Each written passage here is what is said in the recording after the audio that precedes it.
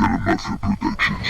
So yo man, this in the motherfucking house, yeah motherfucker. Yo, raps in the house, so the house, yeah motherfucker. Mafia Productions. Coffee, Mafia Productions. Yo, second year, good night. Oh yeah, motherfucker. Coffee, Mafia Productions. Coffee, Mafia Productions.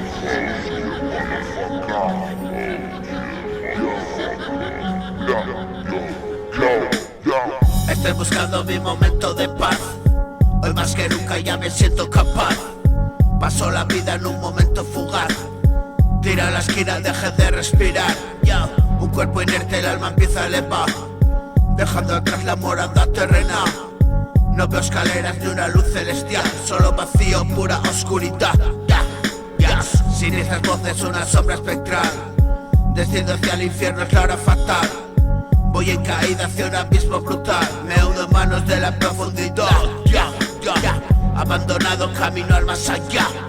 Atenazado por un miedo total.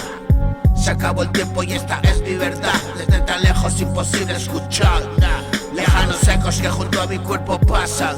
Intentos vanos de recuperar mi vida. Sigo cayendo y cada vez más lejanía. Aún no es la hora, ve y recupera tu vida.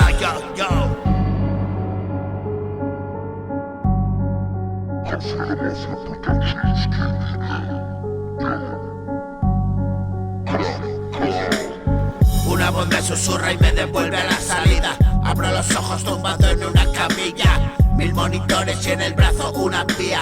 No tengo fuerzas y así mismo me dormía. Y sin conocimiento escuchaba tu visita. Hay un destino para cada alma y acudí a la cita. Despierto en una habitación en psiquiatría. Pregunto dónde estoy y por delante 15 días. Ya estoy aquí, otra vez mamá me lo decía. Que mire lo que hago y que pagaré con la mía. Fue jodido este fondo, ¿cuántos quedan todavía?